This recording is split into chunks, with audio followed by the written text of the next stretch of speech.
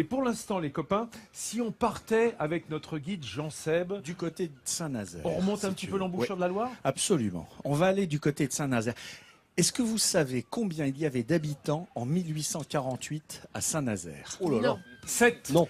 800. C'était C'est un tout tout petit village de pêcheurs posé sur un promontoire de granit. Et l'histoire de Saint-Nazaire, elle démarre au moment où le gouvernement français dit l'aéropostale partira de là, les bateaux vont partir, les avions auraient dû partir de là, mais en attendant, toute l'histoire de la compagnie transatlantique démarre par la postale. Et puis alors ensuite, il y a eu la CGT, la compagnie générale transatlantique, qui a commencé à construire des bateaux.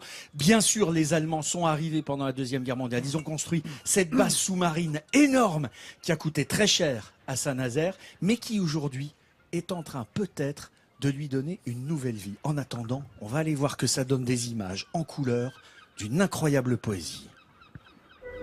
Marquée par son passé historique et militaire, Saint-Nazaire est une ville maritime où le béton fait partie intégrante du paysage. Et ses architectures massives sont une source d'inspiration pour de jeunes créateurs. Reste bien sous là, avance un petit peu, ouais. Là, tac, ouais, nickel. Tac. Aujourd'hui, c'est l'ancienne base sous-marine qui sert de décor à une séance photo. Julie, modèle amateur, prend la pose pour Adrien. Ce photographe de 33 ans cherche la poésie dans ces espaces désertés. Ce qui me séduit ici, c'est le côté un petit peu brut de la base sous-marine, entre autres, mais aussi d'autres décors qu'il peut y avoir. Il y a des choses qui sont laissées un peu à l'abandon. Il y a des couleurs aussi qui sont vraiment inattendues. Là où on a, à côté de ça, du béton gris triste, il y a des contrastes. Il y a beaucoup de contrastes ici. Et puis, c'est un vrai terrain de jeu, quoi. Dans ce vestige de la Seconde Guerre mondiale, Adrien et Julie laissent exprimer leur âme d'enfant. T'as 4 ans, allez, t'as 5 ans. 5 ans 5 ans, ça va? Tu valides? Ouais, je vais. Tac. En prenant le contre-pied de ce lieu délaissé, le photographe joue avec les antagonismes et crée un univers ludique. Et le duo n'hésite pas à aller découvrir ce qui se cache sur les toits de la base sous-marine. Ces espaces bruts, souvent froids, offrent parfois de l'inattendu. En tournant au coin, là, on a découvert un rail avec des fleurs jaunes, des choses qu'on a priori rien à faire là, encore une fois. Et on va essayer d'exploiter ça. C'est assez sympa d'avoir de la couleur, justement. Là, c'est le contraste, quoi. Impec. Écoute, on est bien. Un contraste entre béton et fleurs des champs pour un résultat plein de charme et de poésie. Et pour Julie, modèle et danseuse originaire de la Baule, cette balade dans le Saint-Nazaire bétonné a fait évoluer certains préjugés qu'elle avait sur la ville. Ça apporte vraiment une gaieté et un urbanisme qu'on ne retrouve pas forcément ailleurs. Donc, puis ça valorise la ville également. Donc, non, un côté frais malgré tout, malgré les mauvaises idées qu'on a sur Saint-Nazaire. Un côté pétillant même, je dirais. Dernière étape insolite dans la ville, ce mur de graffiti parfait pour les photos. Moi, je trouve ça très sympa. C'est un peu un studio à ciel ouvert, en fait. Un studio qui lui permet en quelques clichés de redonner une autre image à la ville, plus colorée, lumineuse et surtout plus moderne.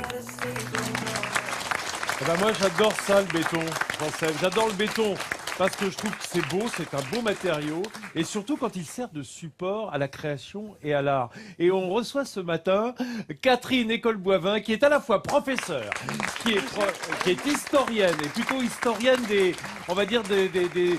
arts et traditions populaires, historienne des petites gens, hein, ceux qui ont été oubliés de la grande histoire et surtout professeur. D'ailleurs, ce sont les élèves qui sont là, oui. De première bac pro du lycée Brosseau-Blanchot.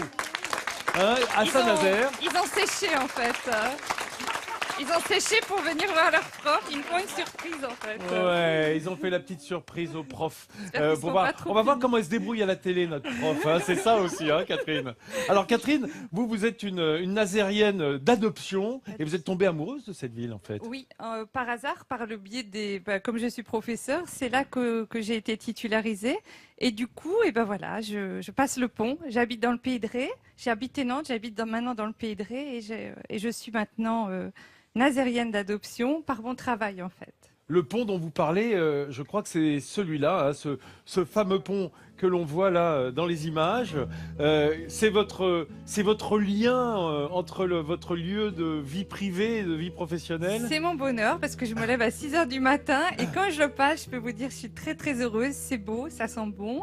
Et puis on a un sentiment, d'abord je passe par Saint-Brévin, tout ça, là c'est un peu le tourisme. Et puis là, Saint-Nazaire, c'est la ville ouvrière, c'est la ville où les gens travaillent, c'est la ville que les gens ont construit, que les hommes et les femmes ont construit. Et c'est la ville que j'aime parce que vraiment j'aime beaucoup y travailler. C'est là-bas que vous avez écrit Enfuir l'hiver, votre ouvrage.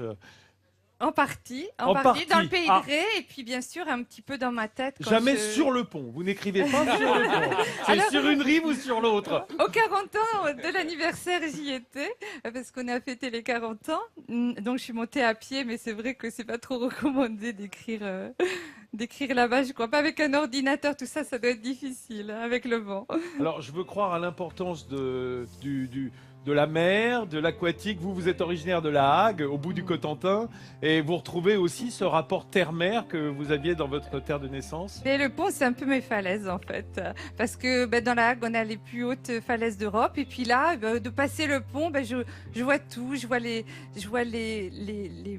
navires qui sont en train de se construire, et puis quand je repasse, c'est Saint-Brévin, c'est la nature, c'est quelque chose qui n'a pas trop bougé. Donc d'un côté, c'est la main de l'homme, et puis de l'autre côté, la nature qui est restée. La main de la nature, Voilà, en quelque sorte. si on peut dire.